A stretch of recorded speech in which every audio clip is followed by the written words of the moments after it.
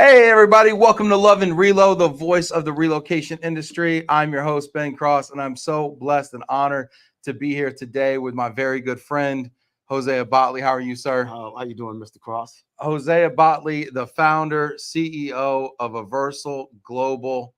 So good to have you here, friend. Man, it's great to be here. It's great to be here. I love hosting you in Texas. You came all the way from rainy Seattle. Is it rainy or sunny up there? It's been nice. It's been pretty good. It's been great. Awesome. Hey, get in the comments if you're watching us out there. Hit that like button. Get in the comments. Put your questions in there for Hosea. We're going to be talking about everything from global household goods shipping to the relocation industry to my favorite story of the year, which is Hosea, my good friend, living my dream right now and owning a piece of a football team. Football. You are a football owner. You are the Jerry Jones of relocation, sir. Are you? I mean, that is awesome, man. Well, I wouldn't go that far, but yeah, no, it's been great. It's been a lot of fun. Opportunity to travel, meet the players, coaches. Well, you got to tell people who it is because they think you own a piece of the Cowboys. Oh, so yeah. What is this football team you own a piece of here? It's Paris Musketeers. The Paris Musketeers. Yes, they are part of the European League Football (ELF). Okay. Over in Paris, and we're in our second year. There's 17 teams in the league. Okay. Hopefully, it'll be 24 in the next 3 to 5 years. How's that record looking right now? 6-1. 6-1. Playoff bound. You know, if they would listen to me, we'd be 7-0. Front page news. Love it. Owner speaks out. If they would listen to me and run the dang plays. Run the dang ball. That's so awesome. How did you, and we got people checking in right now. Hit that like button. Get in here if you got questions here. Sharon saying, hi, Hosea from Houston. Cannot wait to hear you speak again.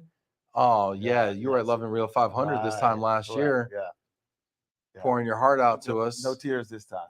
Oh my gosh, that was so moving. We'll talk a little bit about your story as well. For people that haven't heard it, it's one of the most inspirational stories in the relocation industry. I love hearing you talk about it and sharing kind of your testimony and where you've been. Sandra Clary putting a ParisMusketeers.com link in there.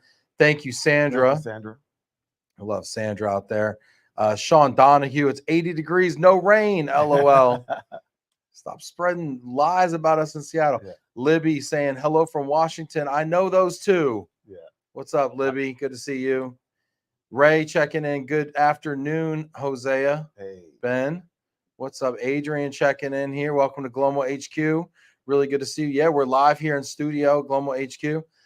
Mel saying, ask him some tough questions, Ben. I got you, Mel. I got you, Mel. Mel wants me to grill you. Okay, we got you under the hot lights too. He's gonna start sweating, y'all. Ray checking in from British Columbia. This is great. Get in here. Ray Hardy checking in. Yeah, we're together out here. Only good things happening. Right.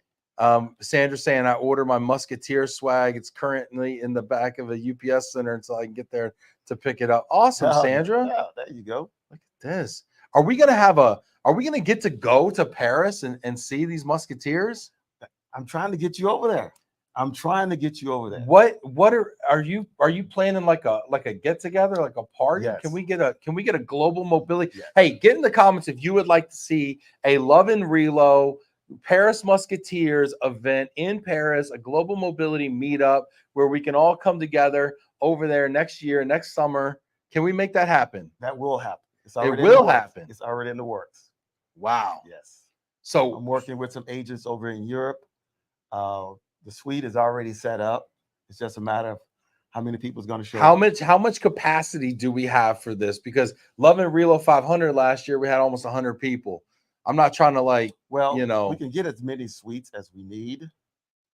I can make sure that sounds happens. expensive. But don't worry about that. I like expensive. I like expensive. Get some Sean Don. I even got right now we even got a couple of U.S. clients that are entertaining going over. Yeah. So when the new schedule comes out for next year, I will select a game or two, and we'll be over there watching these games, having a great time. I love it. Sharon's she's ready to go after the Olympics. As soon as the Olympics is over, yeah, we can't go during the Olympics. Sandra Clary's on it. She says yes. Yes, let's get that approved. Let's talk to the Coronas and get that approved. Okay, Sandra? Sandra says she was expecting the opposite. She says Hosea has been some tough questions. Sean's gassing up the company jet. Adrian, listen, man, I know we got unlimited PTO at Glomo, but you can't just be going to Paris for a week, okay? Willy-nilly, man. It's summertime. We got to make some placements over here. But man, that would sound awesome, dude. We could have a whole crew together over there. You know, when we go over, we just have an amazing time, you know. What's it like? What's it like to be at a Paris Musketeers game knowing that you're a part of that organization? Well, it's the kids, especially, and myself, we love to go down on the field and catch the game from the field as well. So we can set that up as well, you know, and to get as many people down on the field as we can. How big of a stadium is it over there? It holds 20,000. 20,000. We don't get 20,000 in there yet, but we're working on it. We're getting pretty close. Well, it's only the second year of the club. Second year of the club. I think every expat, so we all, this relocation industry, we move so many expats around the world. Paris is a major destination city in Europe. Correct. I think that every RMC and every DSP should give a pair of Musketeers tickets to every expat going to Paris. What do you think about that idea? Well, I don't see why we can't. Yeah, and just let them know, hey, this is what y'all need to do. A little slice of the U.S. over here for you. You know, check it out. What do y'all think out there? If you got ideas about this, I want to know what you think. I got to ask, so how did you get this opportunity? Well, as a good friend of mine, Jason Johnson, he has his own company, and he used to play in the ELF. So when a friend of his in Paris got the offer from the league, he immediately called Jason. Jason got together with a couple of other guys. They decided this is something they wanted to do, and then they started going out looking for investors. So when he came to my house, I was already pretty much a yes. I just wanted to see the presentation. And my wife, which is pretty frugal sometimes, I thought she was going to be a no, but I thought Heidi would have shot you down immediately. She shoots you down on most everything. Pretty much. I thought she would have definitely vetoed that one. She says, "Are we going to Paris?" I'm like, "Absolutely." She says, "I'm in." I'm like, "Damn, okay." That was all it was, huh? Yeah. We should have did this a long time ago. It only took you getting a football team over there to get to Paris. But it's just been so much fun, exciting, you know, being a part of it, you know, strategizing with some of the managing ownership, you know, just different types of logistics, you know, like assisting them with housing or, you know, referring immigration companies or whatever the situation may be. Like I tell them, use your resources, you know. Mm-hmm. If we're having problems getting merchandising, let's just buy it over here and I'll ship a 40-foot container. And that'll solve that problem. Full of merchandise. Full of merchandise, yeah. For sure. You know, Brandy's got actually some solutions here as well. She's saying, why don't you put some swag in the temp accommodations? So get the corporate housing providers over there to put a little Paris Musketeer swag or something like that, or you know, maybe some coupons or some tickets or something like that in the little gift bag. Right. Brandy, awesome idea. Great idea. Jana checking in. Happy Wednesday, gents. Looking sharp as usual. Thank you, Jana. Which one looks better? I mean, no, you know, no pressure. That's who wore it best. Dano's checking in. He says, I like expensive. Appreciate you, Dano. Adrian's checking our attendance policy right now. Okay, that's fine, Adrian. Janet Turner. Hi, gentlemen. What's up, Janet? Hi, Janet. Good to see you. We love Janet as well here. Sharon is on it. She's on it. Yeah, that's so cool. That's cool. Blue is Hosea's color. Jan, can we stop complimenting Hosea? What about me, the host? Okay. Can I get some love? Yes, you look lovely today, Hosea. Very nice. Well, I'm really happy for you and happy for the Paris Musketeers. And now I find myself waking up, you know, on the weekends at like 6 a.m. to watch a football game in Paris. Well, I'm getting up at 4. So yeah. Woof. Anyway, go Musketeers. Can't wait to go catch a game. Tough game this week, though. Well, who's playing? Who are you playing? We got the Rhine Fire in Germany this week. They're 7-1, 8-1, and they're the champs. You know, defending champs. So we got to go in there and hopefully we can take them down. We'll see. How do you feel about this game? You know, if we can run the ball like we did last week, I feel very good. Okay. Yeah. All right. Nice, man. Nice. So let me get into some work stuff here. Okay. Right. Hit that like button. Get in the comments. I want to talk about, you know, global relocation volumes, what we're seeing, what are some of the challenges. But I'm going to ask you, like, how's business for you guys? You know, we took off really well this year, and it's been kind of slowing down here, I would say, the last couple of months. You know, there's a lot out there in the political arena that's, I think, has everyone a little bit nervous, you know? Yeah. And righteously so. So we're not sure how this is going to pan out. But regardless, we're continuing to work hard and, you know, getting new opportunities, new accounts, and, of course, the freight division, and we'll get into that. Yeah. Get in the comments. I want to know, how is business right now? Here we sit in the middle of July, which is kind of, historically, kind of the busiest month of the year for movement. In prior years, peak season had ended a little shorter and shorter each year. Right. So people are wondering, is this going to be a shortened peak season? Are we going to get maybe a second wind from a housing market that's picking up, potentially interest rates dropping? I know mortgage rates have been creeping down from the mid sevens to the high sixes now. Is that going to loosen some of the inventory on the housing side and create some opportunity in relocation? I want to know, what are you seeing out there? Sharon's out there, Janet's out there. We got people checking in. Krista's out there. Mel, get in here in the comments. I want to know, what are you seeing out there? How do you think the end of the year is going to shape up for us, Hosea? Man, it's really, really hard to say right now. I'm gonna be honest with you. You know, we know we have some opportunities coming on board starting next month. Well, you had a lot of new account growth too. Yes. So, but you don't know how it's going to play out. And that's the $1 million question. How is this thing going to unravel down the stretch? I mean, we've even seen some of our government entities, basically kind of dry up, until, What, are they waiting until October or what? Well, they got the use it or lose it budget, so they got to the end of September. Right. Yeah. So fiscal year is October 1 for the government. So use it or lose it budget. So if it's drying up now, do you mean you're going to get a surge in September, you think? I'm hoping late August, September, we see those numbers begin to climb back up, It's hard to say right now, Hopefully we'll know more when we attend the pre-bid meeting out in DC. You're talking about the GSA pre-bid meeting, which is it next week? August 8th. August 8th. I'm thinking about going to that. What do they discuss there? I've never been to a GSA pre-bid meeting. Oh, it's kind of a breakdown of everything from the real estate to, everything that's going on, what the government's doing. If there's any new rules or changes in policies, they kind of roll that out. Now, are they just talking about household goods next week? Or are they talking about all relocation programs? They tap into pretty much all relocation programs. Yeah. Okay. From the GSA perspective. Yeah. Yeah. Really interesting. I mean, we got this election coming up in November, right? Right. I mean, gosh, we've had elections in 50% of the world's population has been affected by elections this year. Maybe it might be actually more. It might be 60%. Check that out there. Let me know how many it is. I think it's like 64 countries or something have had elections this year, or will have, including the United States. It's funny because so many people are talking about wait and see, like companies are on wait and see mode.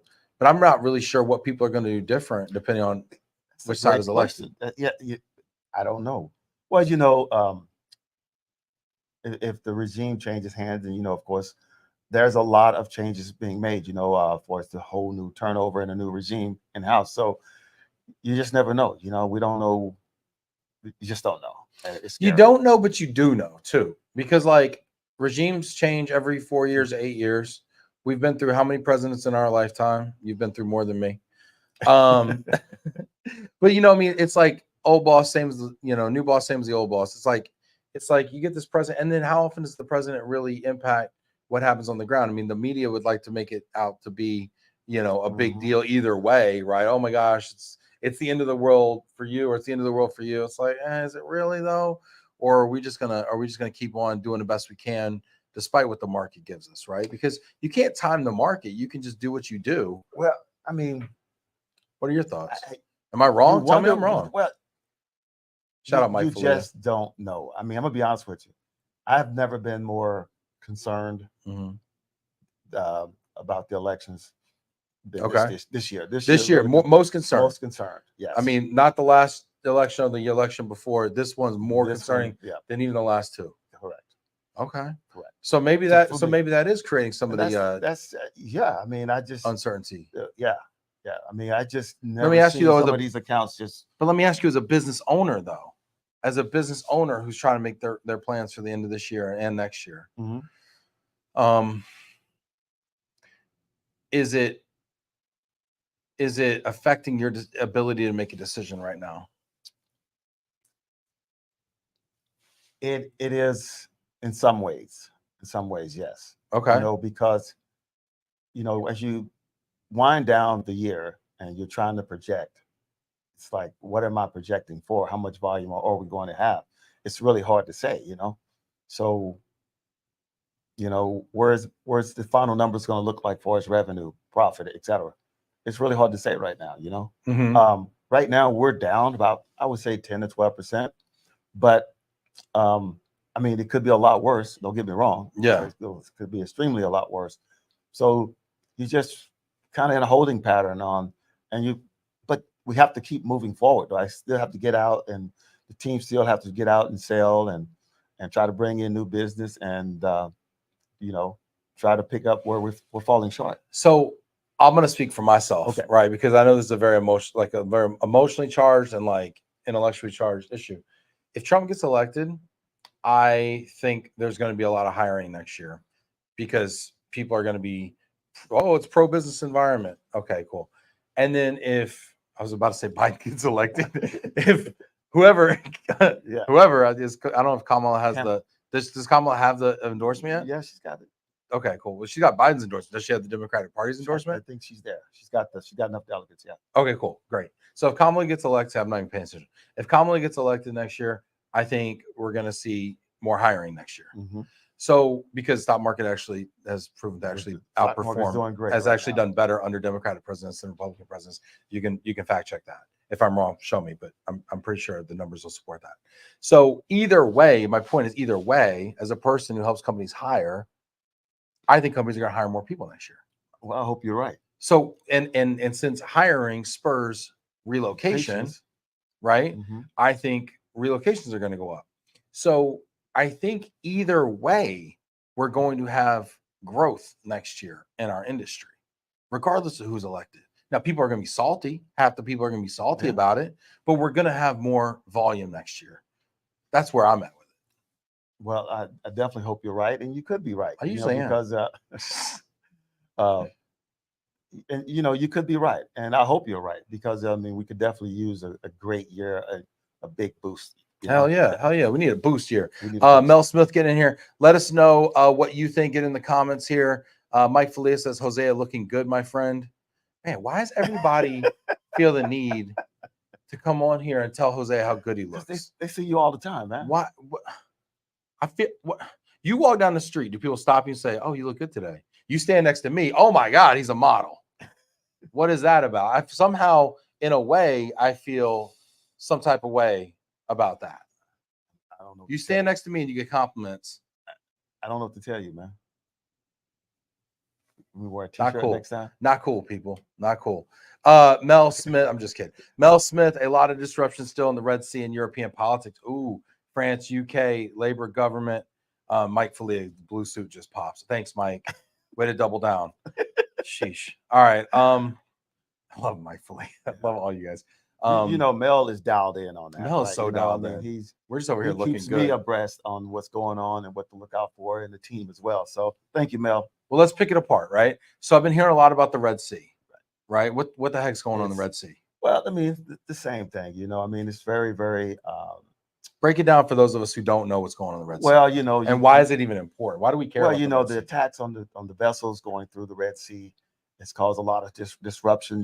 So vessels that are they're attacking the vessels, like pirates, like what? What is it? Piracy. The Houthis. The Houthis. The Houthis. Houthi who over there? They like Houthi and the Blowfish. They're actually attacking Israel now. Okay. Right. So they are well funded. And so is this like terrorism? In a sense, yeah. In a sense, yeah. But it's causing a lot of problems, What is he? He says shipping costs increase. Yeah, you're gonna see that. No, if you want to be on Love+Relo, man, just and the transit time, of course, is extended because they have to go around. So instead of going through the Red Sea, so normally people will be going through like the Strait of Gibraltar, through the Mediterranean, and down the Red Sea, right? Correct. To get through. So now instead of doing that route because of the Houthis, right, which is a funny name for Houthis, bad guys. Houthis. Okay. And then where do they go now? They have to go around. But the problem is though, is it's such a risk, and it's not going to get any better anytime soon. But all I can say is that the risk. I mean, they're not just attacking U.S. vessels; they're attacking any vessel. UK, US, and Israeli ships is what Mel's saying. Yeah. So in order to circumvent that, though, where do you go? Do you go north or do you go south? Where does the ships go? I guess well, depending on the final destination. So, like, if you're going to India, Yeah.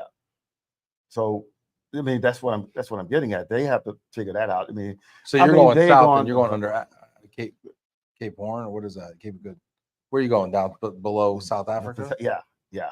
But see, you see how long that takes, though? I imagine it's very long. It looks far. So, your transit time, it could be extended anywhere from 2 to 3 weeks just on that vessel. And it's already a long transit time anyway. Right. So, but the only thing you can do is, advise the account, have the client, the shipper understands the transit that we're taking. And once we get that information from the steamship line, then we can pass that on, because we don't know which way they're going to go. They have to tell us, and then once we can pass that information on. So they're going to say, "Listen, we're going to reroute through what is?" They're not even going. They're not even trying to go through the Red Sea now. They already know the risk. It's not going to happen. It's not happening. Yeah. So, and then so that means longer transit times means increased costs. Yep. And so how much is the cost increasing then for that? I've seen anywhere from low 2000s up to almost 5. Increased costs. Yeah, increased costs. Wow. Yeah. Wow. And are accounts and shippers like eating that and just saying, "Hey, I guess that's just the cost of that's the hoodies." That's the cost of getting to the final destination. Wow. Man. All right. Wait, is that going to let up anytime soon? I don't know. It's hard to say. I think we should send Mel over there with like a machine gun, like Rambo, and just straighten it all out. Like the Equalizer 5. Just go over there and straighten it all out. Sandra Clary's putting a link in here. Says the loads are more danger to box ships as Houthis expand Red Sea attack arena. Thanks, Sandra. Sandra, I love having Sandra's on it. Mel saying costs are going up 40%. He says it's also reducing container capacity. If you ever want to phone a friend, Mel is the one I would recommend. Exactly. Also increasing the air costs are increased as well. Wow. Interesting. We've also got some other issues Mel's raising here. I'm just going to take questions from Mel. There you go. Get in the comments, by the way, if you got questions or if you've experienced any of this. Is this impacting your relocation business? What about Ukraine? What's going on in Ukraine right now? We haven't heard about it in a while. You have not heard much about it. I'm sure Mel's going to chime in on the Ukraine. Chime in, Mel. But no, honestly, that's something to think about it. No, we haven't heard much about it lately. Okay. So I'm not sure what's going on. So is that kind of, stabilized in a weird way? I'm sure there's conflict still going on over there, but it's the conflict is still there, but I'm not sure to what extent, how bad it is. What about China? He mentioned China. You seeing any impact over there from China? Just increasing cost, but it's normally, you see that in the summer anyway, So have we seen a shift from Chinese exports to like Mexican exports? I mean, I was reading about that in the early part of this year, in like February, that Mexican imports eclipsed Chinese exports for the first time in like 14 years or something like that. Do we see more trade here in North America? Because during the pandemic, we were having this major container issues in the port of LA and area in Long Beach, whatever. Mm-hmm. And and all the containers getting jammed up over there, and all the supply chain challenges we were seeing, and it feels like, to me, manufacturers are saying, we're going to nearshore this stuff and start trucking it over land. There's a lot of activity coming in and out of Mexico. We're seeing our volume for its household goods with some of our accounts on the corporate side increase a little bit. So, I'm not sure how that's going to play out, but I think that as far as the commercial goods and stuff like that, that's the way to go. Well, commercial goods, and then also I would see relocation volumes, right? Because if you're building more plants or increasing capacity Correct. coming across the southern border, you're going to need more plant managers. You're going to need more people bringing absolutely those and so those are going to be relocation assignments in Mexico. If I'm looking at where would I invest? There's two places. If I'm looking at as a relocation company right now, and I'm saying where would I invest and emphasize? Mexico and India. Mexico and India. What about the Philippines? I think the Philippines is cool, but it's smaller geographically. True. I don't see manufacturing being major over there. I see it as a big services hub. I agree. All right. Yeah.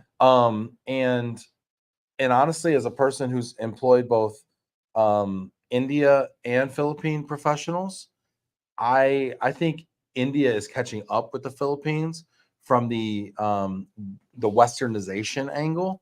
It used to be the Philippines offered like amazing call centers and back officing of services, but I'm seeing the pendulum kind of swinging back towards India there in my opinion. Right. What are you saying?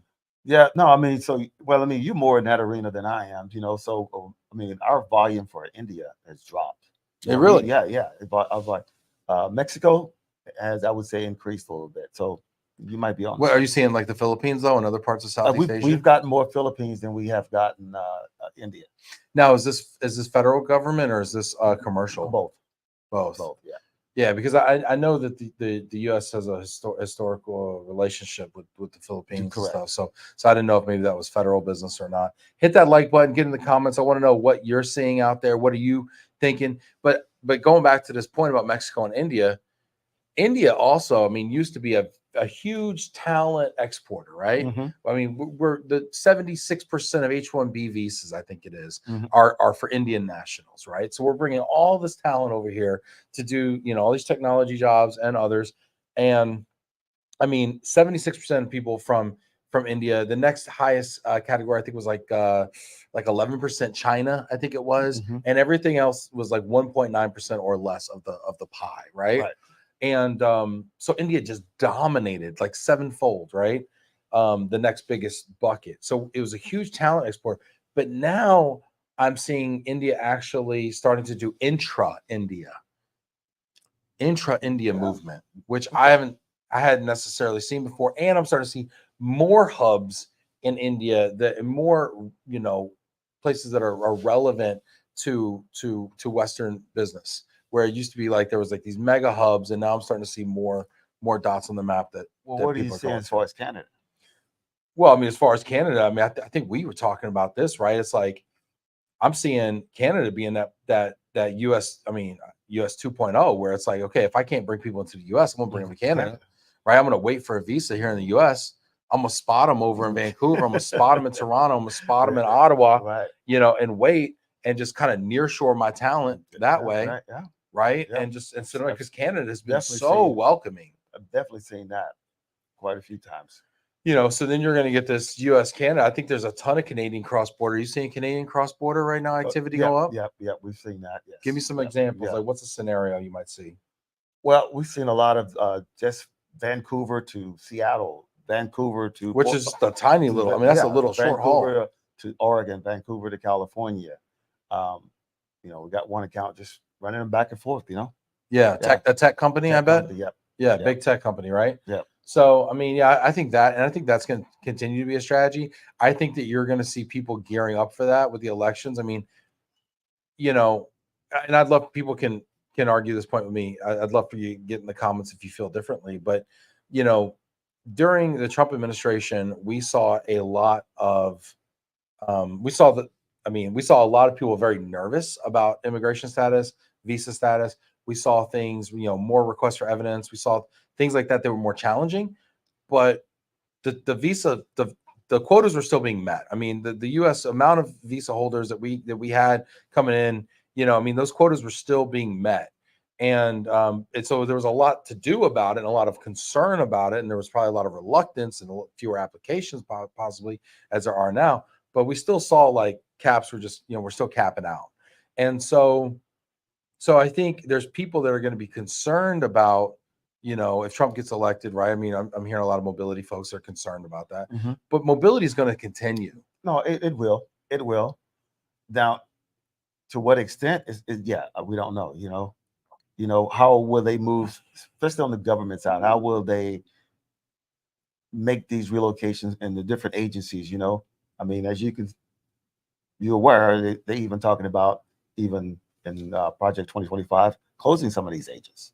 Yeah, no, that's true. Now, if something like that Project 2025, that kind of conservative manifesto that wasn't leaked, it was published. Yeah, right. And if that stuff comes to fruition, now in fairness, that wasn't written by Trump and the Trump administration, but it was written by a lot of people that backed Trump and that administration.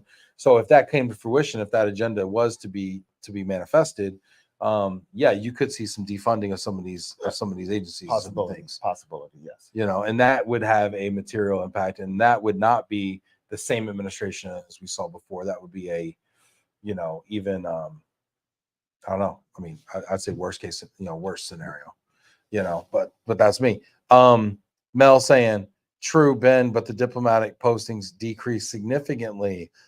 Great point, Mel. See, I love this about our show. What do you say? He says the diplomatic postings decreased significantly. True. Really, Absolutely. really interesting. He says, and appointments during the Trump administration.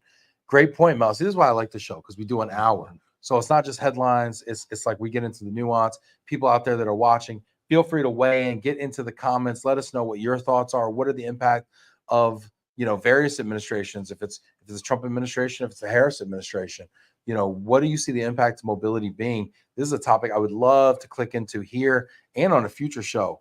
I know people don't want to talk politics or whatever, but I mean, it is what we're talking about. It is. And it's like I said, it's a huge concern. I mean, as you can see what it's doing right now, we haven't even got to the election yet. So I don't know. We're just in a holding pattern. Yeah.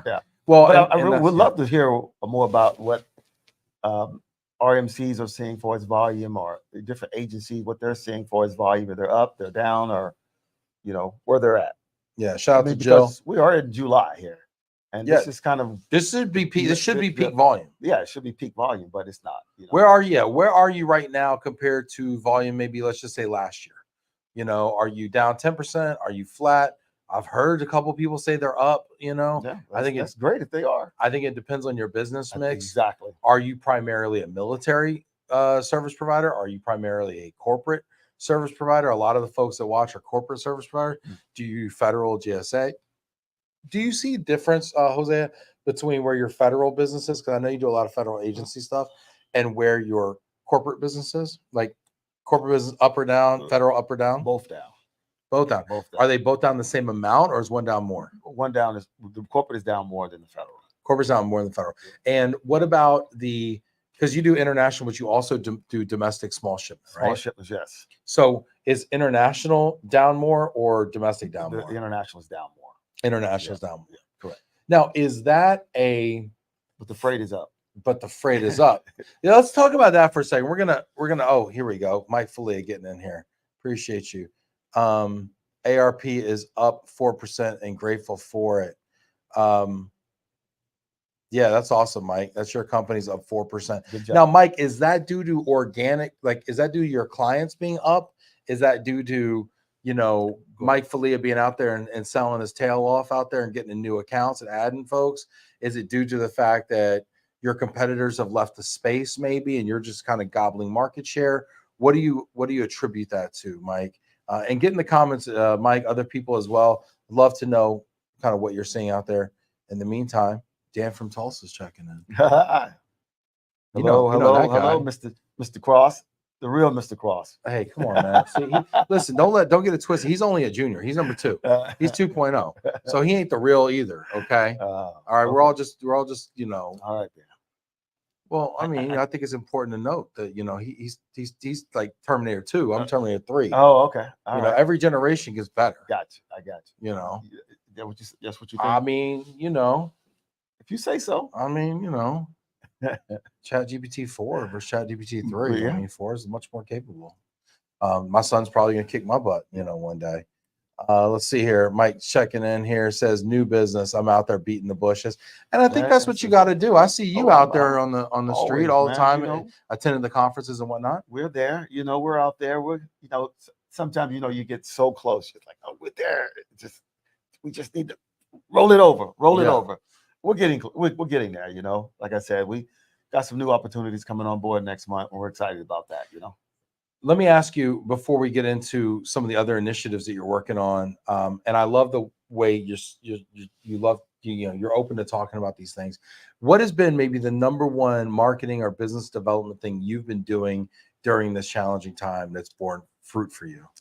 Well, I think that last year I decided to diversify a little bit further and open up a freight division, and so that has really taken off. We've been able to get some really good government accounts on board doing freight. Talk about Domestic freight. When and you say international. freight, like what does that mean? Freight of all kinds, I mean, Like whether they want to general move freight. generators, Like maybe we're moving like generators, glasses, water, water. cars, bulletproof vests, whatever they want to ship, that's what we ship. Really? Yeah, Bulletproof trailers, vests. motorhomes, whatever the government want to ship, that's what we provide them a quote for it to ship. And so now we And- got further opportunities coming on board. What are some of these like types of entities that you're doing this for? What accounts? Well, you don't have to necessarily Yeah, name yeah. them because I don't need, Yeah. I don't want somebody coming out there and getting Well, the Hosea playbook out here. But I mean, but are they we've like been are they federal government, federal commercial? federal government. We've got one commercial account, Yeah. but we're beating on the doors for more opportunities. Wow. I think we're gonna get there. So That's so cool. Did you ever think that you'd be shipping freight of all kinds? no, When you started Aaversal? solely household goods. It's always been my number one priority, but things change. Your mindset change. You start looking at different opportunities, and I thought freight would be a great one. So what do? You go out and you do your research. And you bring in the right people to help you build that division. And I think we've done that. You want to shout out any people that have been instrumental in that? Well, Mel Smith, Brian Terry, and Steve Herron. Yeah. They've done a great job of getting the freight division up and running, getting rates filed with GSA and all the different agencies that we're bringing on board. So now you're going to be a GSA approved freight carrier? Correct. Wow. Yeah. And is this for international freight or domestic freight? The rates for GSA are domestic only. All the international is OTOs. One time only. So one time only. You gotta slow down with these acronyms. I can't keep up, man. I'll be honest with you. It's like harder than SATs. Yeah, get in the comments, y'all, and tag Steve Herron and Mel Smith and Brian Terry over there. Wake them up, man. I don't know if they're taking a nap over here. Wake them up. We got Hosea drinking iced coffee over here. Let's see here. We got people checking in here. Jason Hall says, looking good, fellas. At least Jason Hall said fellas plural. Okay. Jason Hall's recognizing the haberdashery that I'm putting down over here. And I do appreciate you, Jason Hall. Jason's just trying to suck up to Hosea to get a tryout for those Musketeers. We know what's happening over here. Yeah. Jason's over here Jason's lacing them up. Lace them up. What position, Jason? What do you want to try it for? Yeah. What position with Jason Hall? Should we put Jason Hall in? Yeah. Kind of reminds me like of a slot receiver. I'm thinking cornerback. Cornerback. Yeah. He said you got no hands. That's what he said. You got no hands. GSA is a big move, no pun intended. Yeah, that's awesome. Jay Hall, let me know here. Let's see. We got a question here from Melissa. So is Melissa the other Mel? The other Mel. Yeah. Mel Sabin says, Hosea, what event? This is your marketing person right here. Yeah, exactly. She's got to tee you up with these. Why don't you host this show? You'd be better off. Mel says, Hosea, what events or opportunities are you looking forward to in the next few months where people can meet up with you in person? Whew. Where are you going to be, Hosea? Got some busy travel coming up. We got to be in DC. Well, you're in Dallas tonight. So if anybody's in Dallas tonight, hit me up. Hosea is in town. Okay. Right. And you'll be at the NTRP tomorrow. NTRP tomorrow. We will be. Might be at the Morgan Wallen concert tomorrow night. I don't know. We'll see. That's a low percentage. Attendance. Low percentage chance. Yeah. Next week. Then 6th, 7th, and 8th we'll be out in DC. Okay. We'll be at the IAM. We'll be at the NEI Summit. Well, you got to slow down. IAM, International Association of Movers, at the Cosmopolitan Hotel in Las Vegas. Okay. Moving and shaking. Where else are you going to be? We'll be in October. We'll also be at the NEI Summit. NEI, early October. Correct. In Omaha. Okay. and ISOA, which is What's that? International ISOA. International Stability, what is it? Operations Association.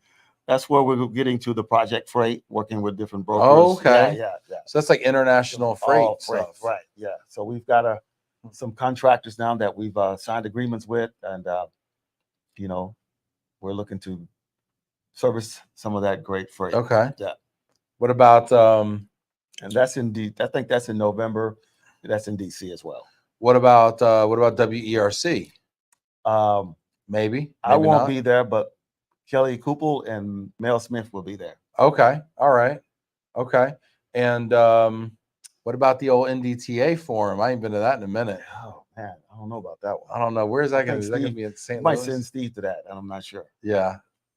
That's a good one though. There's a lot of there's some good freight out there, especially as a service disabled veteran owned small business, which is cool. I always say Hosea is the largest certified service disabled veteran owned small business MBE freight forwarder in the U.S. I agree. Okay, I'll go with that. You'll go with that, I'll right? Go with that. Yeah, I like it. Let's see here. We got people checking. Whoa, Jay Hall biting the apple quite big. Says linebacker. Can we get him as a linebacker? Maybe a outside linebacker. Maybe weak side. Maybe he's Micah Parsons 2.0. Micah lines up on the line quite a bit. You want that smoke? I don't know, Jason. Let me know. Let's see. Mel says, I'm up. He's not napping. He's not sleeping on the job. Farrell says, super late to the conversation, but hi to you both. At least I'll get overrated, underrated. Yes, you will, Farrell. Hit that like button, y'all. We got a top 5 for you. We got overrated, underrated. Mel says, come see me in St. Louis. Is that where NDTA is? Let us know. Janice says, what about SRRC in October in Florida? Oh, Steve will be there. Yep, she knows already. Yeah. Steve will be there. Yep. Jillian says that Morgan Wallen percentage is looking lower than low. You got to sell it, Jill. You got to sell it. Okay. Both of us didn't know who Morgan Wallen was coming into the day. So you really got to start putting some tunes on out here. Let us know what it is. We got people wanting to talk about this overrated, underrated, top 5 and everything. So you guys did a rebrand. Forever you were Aaversal Global Relocation. You started this company how many years ago now? 7. Oh, 7.5. Yeah. 7.5 years. And you were Aaversal Global Relocation. And then what changed? I noticed on the Paris Musketeers uniform, it says Aaversal Global right here. It doesn't say Aaversal Global Relocation. Right. So now you're Mr. Worldwide. What happened? Well, we do more than just relocation. So I wanted to just take that and rebrand it. Matter of fact, it was Melissa's idea. It was a great idea when she brought it to me. And I'm thinking, yeah, that's it. Because when we're out, trying to get these contractors and opportunities there. Sure. Relocation, it was like relocations, so we just dropped it, Sure. But I think everyone knows we do relocations. I mean, sure. So we're branding. If you look at the new website when it comes out, it's going to have a section for relocations, for freight, and quite a few things that Melissa's working on right now. Melissa, great call there. Yeah. I worked for a company once, 1-800-PACK-RAT, right? And we were selling corporate relocation. And I went to the market, and I was limited by that 1-800-PACK-RAT name, because they're like, well, wait, do y'all pack and load the containers, or are you just a do-it-yourself container company? And I went to the CEO and I said, hey, I think we can sell, $3 million of this relo business with this name. I think we can sell $13 million of it if we rebrand to like Forward Relocation. Mm-hmm. And he was like, well, if you really feel that strongly, I'm gonna sign your ass up for $13 million and you can rebrand all you want, And I said, all right, it's a deal, And so we did. We made a run for it, and we and the year I left, we hit $14 million. Wow. Incredible. And so there's a lot to be said for a rebrand that's aspirational like that, Right. So I love the fact y'all did that. And Sandra's saying the rebrand is important, or the non-relo seems like a side gig. Great insight, Melissa. Yeah, and I mean the freight business, and I've told you this, I'm like, you're gonna always do amazing on the relocation. Mm-hmm. But the freight business has the potential to do 10x what the relo business does. The freight industry is it a $1 trillion industry? It's up there. It's up there, Worldwide. And honestly, we're still still putting all the pieces together for that division. But to get the new opportunities we just got on board from the federal government, it's going to take us next level, and then we're just going to continue to build and grow from there. But I mean, yes, but like you're coming in already with federal clients. Most people that go into the freight division, they start freight broker and they just pick up, hang a shingle, pick up a phone, and start calling companies, and just begging for a load. And you're coming in already GSA tender, talking to federal agencies. So you're going to come in with all this past performance that most people don't get to start with, and you're going to have this incredible list of clients to work with. That's what we're building. I can. It's amazing to see what we can do in the next 2 to 3 years with that division. It's like I said, it's not even a year into it yet, and to be where we're at, I think is a great start. Yeah. And you guys are already working deals in Europe and Asia. I mean, y'all got some big stuff cooking, man. Yeah. It's really impressive. Yeah, Mel Smith is bringing on some great opportunities over in international perspective. So, just continue to grow, man. Continue to push the envelope. It's really, really cool. Really cool. Really proud of you, man. I love being a part of it. I love being your friend.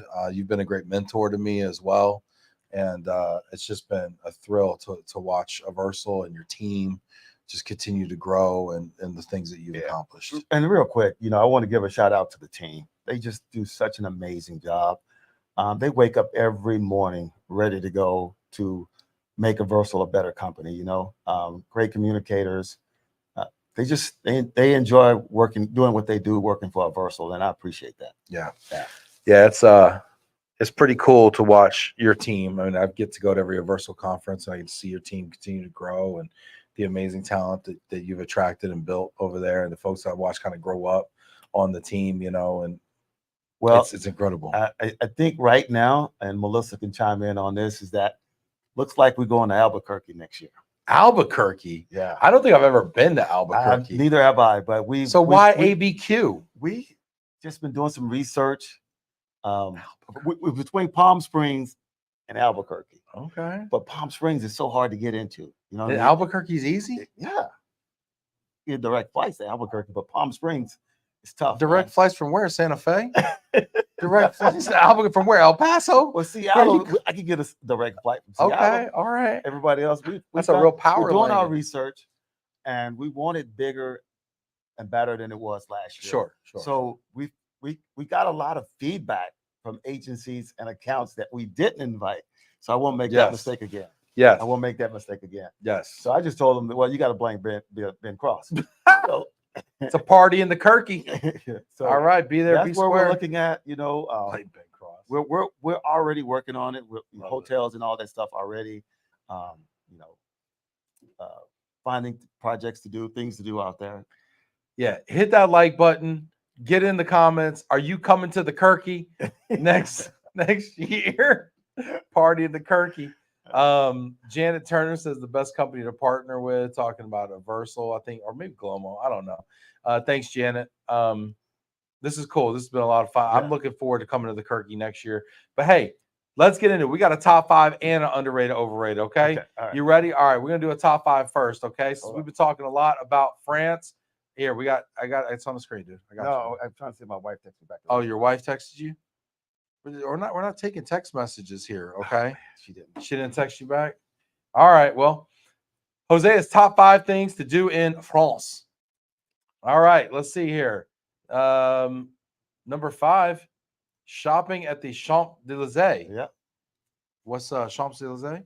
What's that is one street. What's that mean? It's one street of just not me shopping. I'm just following along. I'm just carrying the bags, cutting the checks, carrying the bags. Yeah. But it's my girls and my wife, they love it. A lot of walking. Where did Janet says I can drive? Janet, it takes 10 hours to get to El Paso from here.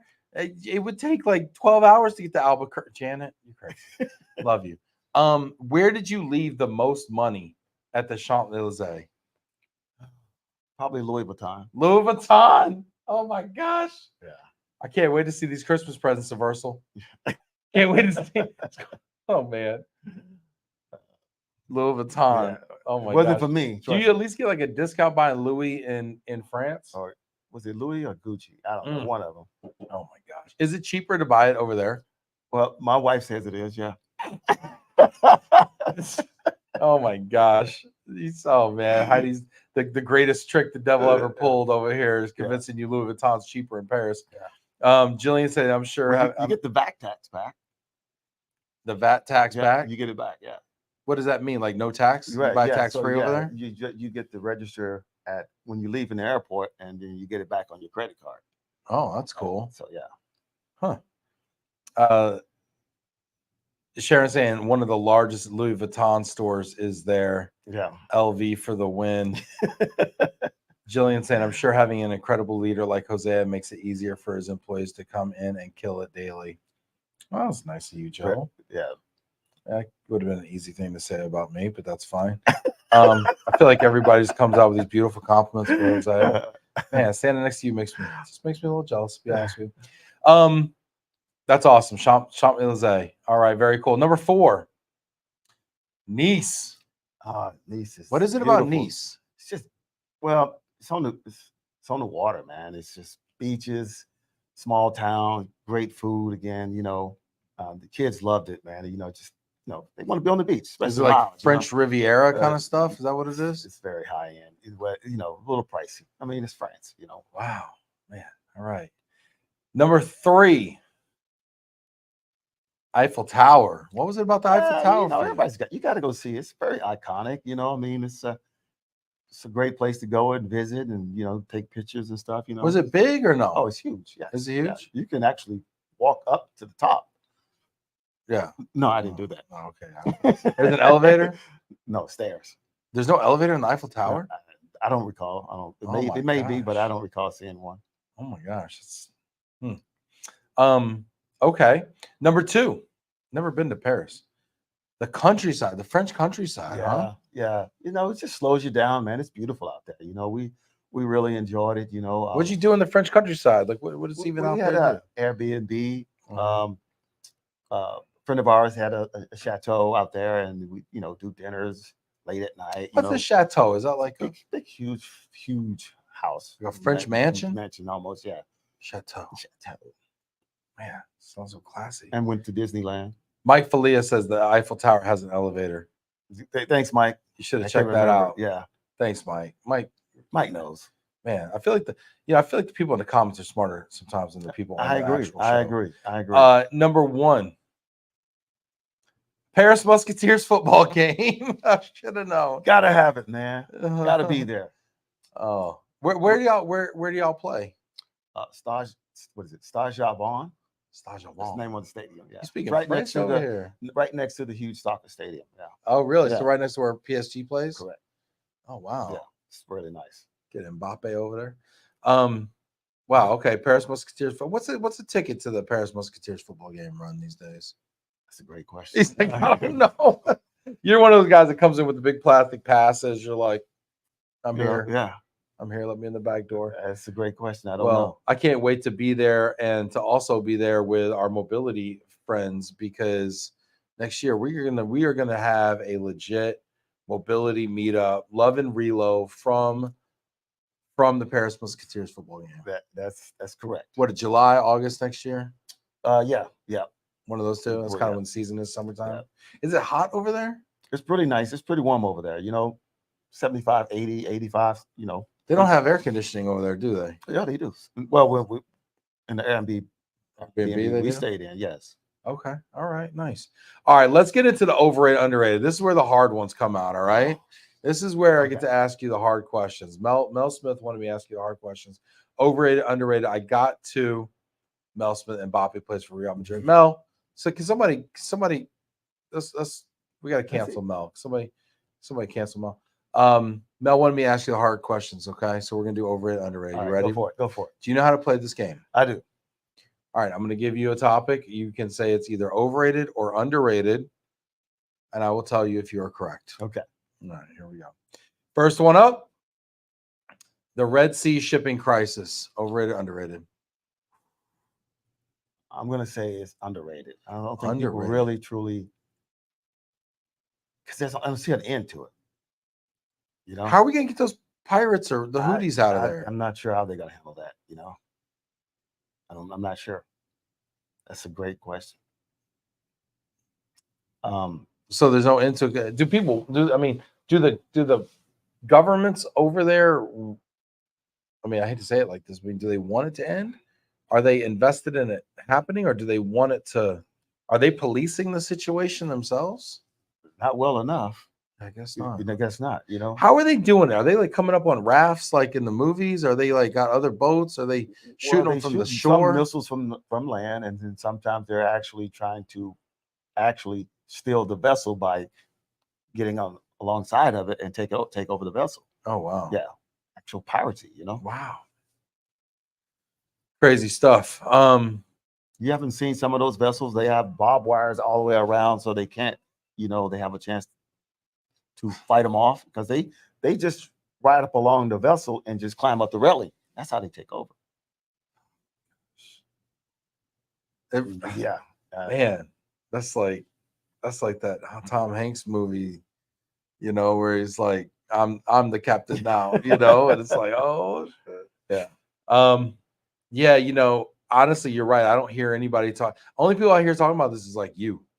Well, and that's such a major shipping lane. I don't know where that shipping lane stacks compared to like globally as far as most like where does that rank compared to like most trafficked like lanes? yeah. I know the Panama Canal is probably Panama Canal is maybe number one, or it's way more active, but it depends on every agency has its needs, so right now we don't have much going in that direction, so I'm not going to wood for that. Yeah. All right, next one up. Driver shortage, overrated or underrated? I'm not seeing much. I'm gonna say overrated right now. Isn't that crazy? I'm not hearing much or seeing a lot of delays. The van line perspective may be different. They might have a different perspective on it. I think everything's relative, right? So a shortage is comparative to the amount of tonnage you have. So if you have more shipments than you have drivers, then you have a driver shortage. Right now we have a shipment shortage. True. Right now we need more tonnage. We need more shipments. Tonnage, right. I think the bigger shortage here is not the over the road driver that it has been historically, but it's probably more the terminal contractor, the local labor force, in my opinion. Yeah, you might be onto something now. We've had some shipments get to terminals and I can't get it out. I can't get it out. I mean, we've had to have our local agents sometimes go to the terminal and pick up the shipment. Mm-hmm. We've done that a few times. Yeah. So I think this is not an enormous problem here. I do think, though, we're losing drivers right now. I think that some drivers are scared of the global household goods contract as well. Mm-hmm. So I think a lot of folks are kind of getting out of the business. I think we're going to feel this driver shortage next summer when volumes are hitting again. Right. So what's going on with the global contract? Well, global household goods contract it's been awarded. It was supposed to start shipping last October. There's been basically test moves. They've done, maybe, I don't know. I mean, last I heard it was like 60, 70 shipments. I mean, you're talking about a program that's supposed to move in a strong year, 400,000 a year. So the fact that 60, 70, I mean, they're basically just testing the software right now. Okay. But it is happening. It is going forward. The general sense that I get is that the industry is resolved to let it happen. It is fighting it, but it's a day late and a dollar short. They should have been putting this fight up 2 years ago. Agents that have been saying the rates are not high enough to make any money on it, to service it, are basically, to me, it sounds like resigned to the fact, okay, this is happening and the rates are going to improve somehow, some way, and they're just going to wait for it to happen. So it's happening, but real volume is not being pushed out through it. Yeah. Okay. But it's going to happen. Mel's weighing in here real quick and saying the Suez Canal is a crucial connection to the Mediterranean Sea, to the Red Sea, and providing a shortcut between Europe and Asia and the key route to the U.S. East Coast for many Indian subcontinent origins. Yeah, it's a big deal. So, next one up: underrated, overrated, Seattle. Overrated, underrated. Put me on the spot here. Hey, you come to Texas, man. Shots are fired. That's how it goes. Because you were born in Texas. For everybody out there that doesn't know, you were born in Texas, right? Okay, Kuntz, Texas. The Seattle, and now you live up in Seattle. Are great. The winters, horrible. Like I was in Michigan. It rains. Does it snow? You might get snow from time to time, not very often, but it's just wet, damp, cold, constantly. And when you're in it for 6-7 months out of the year, if not longer, it could weigh on you. Is the rain worse than the snow or better than the snow? Would you prefer snow? I think I would. Why? I think I would. Because at least the sun comes out from time to time. It's not just it's real bright. You know what I mean? I think snow is actually really beautiful. When it happens, something in me feels like a kid again. Yeah, the kids love it. And I'm like, when it does snow, of course the whole city shuts down because we got half an inch of snow. But well, is it because it turns to ice there? Oh, it gets pretty, yeah. And Seattle's got a lot of hills too. So I can't even imagine. Yeah. I went to Seattle. I enjoyed it, but man, there's elements of it. I mean, IAM was supposed to be in Seattle 3 years ago or something, and they just couldn't get it together, and so they actually moved it to the hotel Atlanta. wasn't ready. The hotel conference center or whatever wasn't finished. So yeah, and those sea chickens, up there, forget about it. Yeah. So we're just gonna hate on it. Janet Turner saying, "How long is a Seattle winter?" Yeah, you made it sound like it was like 7 months. It's wild. It's long, man. It ain't that long. It ain't. What's longer? What's longer, a Seattle winter or a Texas summer? I'll take the Texas summer over the winter. No, that's wild. Yeah. Okay. How long is it in months? I would say from what's the rainy season? So from October through March, April. It's raining. It's raining. What do you think? Even into May. Even into May. I'm sorry. Take that back because I remember complaining to my wife, as always, about in May, end of May. Like we're still in it. Can you believe it? Melissa's always like so smart. She's like, don't forget, there's an active stratovolcano there.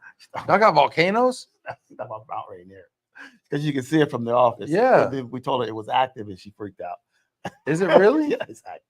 Yeah, it's active. Like you act like she's crazy, but she's onto something. But it's fine.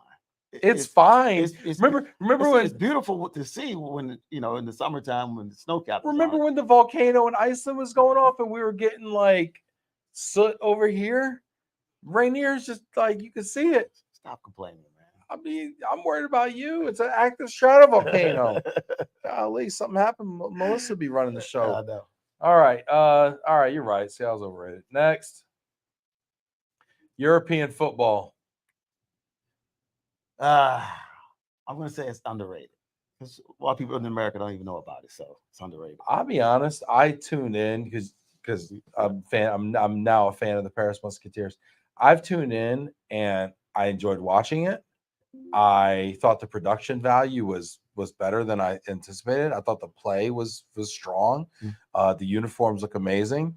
The Paris Musketeer logo and like the whole uniform situation is legit. It's really nice. Definitely get some swag out there. I would have liked some more close-ups, some more camera angles. To be honest with you, and I think they're working on that since they now have a TV deal with beIN Sports, and that's huge. it's gonna get better. And I think the reason I say it's underrated because it's so new, so it hasn't even really, actually touched the surface of where it can truly go. How do I get in on this London team, man? How do I throw a couple bucks at this London team? I want to be a part owner or something. Let me make some phone calls and I will let you know when that offer is going to come back on the table. I'll take my 401k out and put it in on the London. I ain't going to live that long. It would be a conflict of interest, but I thought about actually investing in the London team as well. But that London team's gonna slap, dude. And then we're gonna have this like Paris-London rivalry, the Channel rivalry.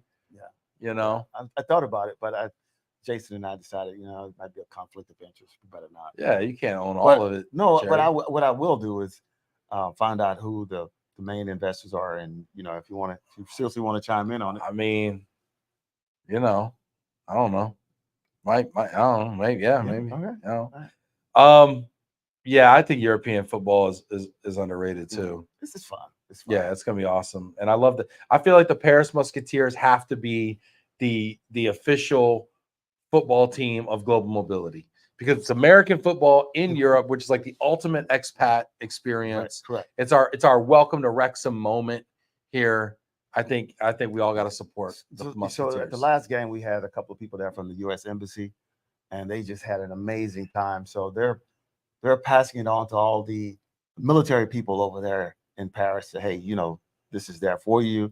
They're trying to get the ambassador to come to the game on August 17th.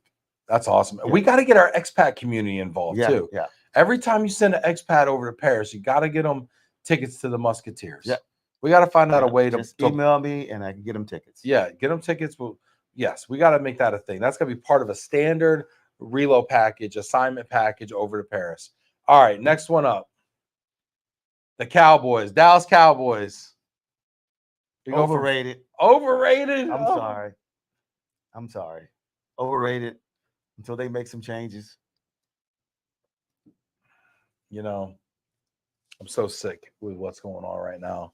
You're a Dallas Cowboy fan. I'm a Dallas Cowboy fan. We've been to a game together probably the last 2 or 3 years. We've gone to a Cowboys game together. And we will go again this year, but